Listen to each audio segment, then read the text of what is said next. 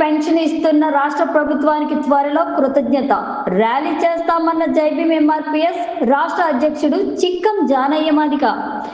కర్నూలు జిల్లా ఎమిగనూరు టౌన్ నందు జైభీం ఎంఆర్పీఎస్ కర్నూలు జిల్లా ఉప కార్యాలయంలో సమావేశాన్ని ఏర్పాటు చేసి ఈ సందర్భంగా జైభీం ఎంఆర్పీఎస్ ఆంధ్రప్రదేశ్ రాష్ట్ర వ్యవస్థాపక అధ్యక్షులు చిక్కం జానయ్య మాదిగ మాట్లాడుతూ, జైభీం ఎంఆర్పీఎస్ జిల్లా ఉప కార్యాలయం నందు సమావేశాన్ని కూడా ఏర్పాటు చేసి ఈ సందర్భంగా నేను తెలియజేయడం ఏమనగా, 15 సంవత్సరముల నుంచి కూడా జైభీం ఎంఆర్పీఎస్ సంఘం యువతరంతో జతకట్టి జాతికే మా జీవితాల అంకితం కాదంటూ బడుగు బలహీన వర్గాలకే మా జీవితాలు అంకితం అంటూ త్యాగ ఉద్యమాలు కూడా సిద్ధపడి ఈ ఆంధ్రప్రదేశ్ రాష్ట్ర వ్యాప్తంగా విప్లవ పోరాటాలు కూడా నాంది పలకడం కూడా జరిగినది. అదేవిధంగా సుదీర్ఘంగా యువతరంతోన 15 సంవత్సరాల నుంచి సమాజం పట్ల కలం తొక్కుతూ కూడా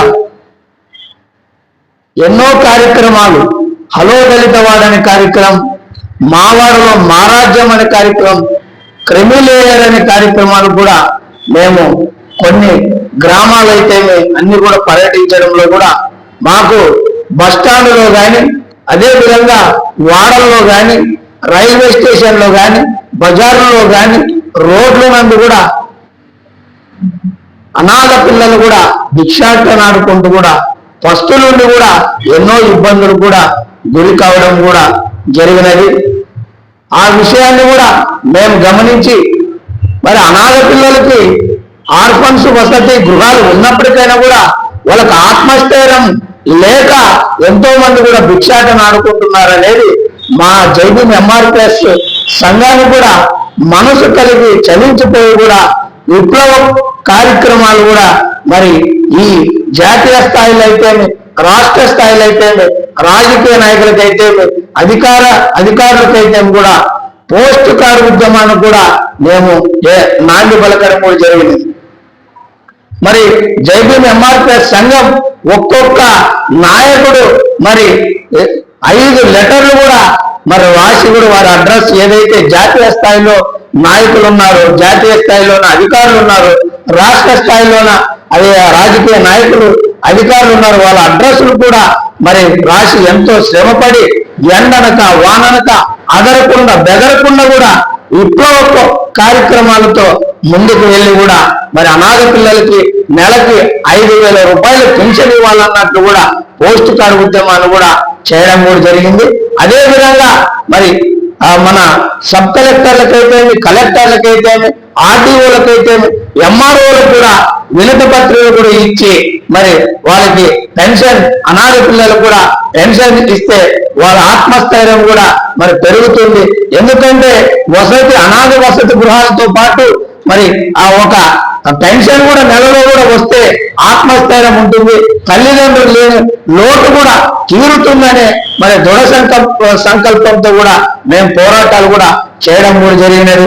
అందుకనే 12/12/2024 తేదీన కూడా ఈ ఆంధ్రప్రదేశ్ మరి మన ముఖ్యమంత్రి వర్యులు నారా చంద్రబాబు నాయుడు గారు కూడా మేము చేసిన పోస్ట్ కార్డు ఉద్యమాన్ని కానీ, మేము ఇచ్చిన కలెక్టర్లు, ఆర్డీఓలకి, సబ్ కలెక్టర్లు, ఎంఆర్ఓలు ఇచ్చిన వినతి పత్రాలను కూడా మరి గమనించి మరి వారికి తల్లిదండ్రులు లేని పిల్లలు కూడా 5,000 రూపాయలు కూడా పెన్షన్ ఇవ్వాలని చెప్పడం కూడా శుభ పరిణామం అని కూడా తెలియజేస్తున్నా. ప్రత్యేకంగా నారా చంద్రబాబు నాయుడు గారికి కూడా మరి జైభీం ఎంఆర్పీఎస్ సంఘం నుంచి కూడా అభినందనలు, కృతజ్ఞతలు కూడా తెలియజేస్తున్నాం.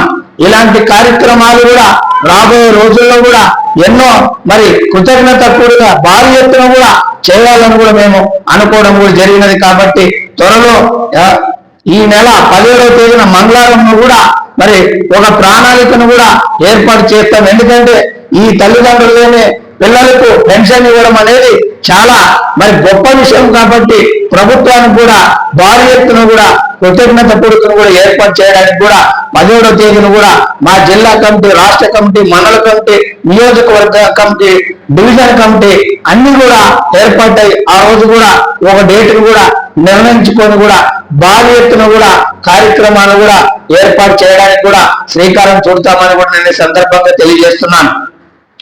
అదేవిధంగా జై భీమ్ ఎంఆర్పిఎస్ సంఘ సిద్ధాంతాలు కూడా దాదాపుగా 30 సిద్ధాంతాల్లో ఉన్నాయి. కానీ మేము ఇదివరకు కూడా 3 సిద్ధాంతాలు కూడా సాధించుకోవడం జరిగింది. ఒకటి ఎస్సీ వర్గీకరణ, అదేవిధంగా వికలాంగులకు 6,000 పెన్షన్ ఇవ్వాలని కూడా ఆ డిమాండ్ కూడా సాధించడం జరిగింది.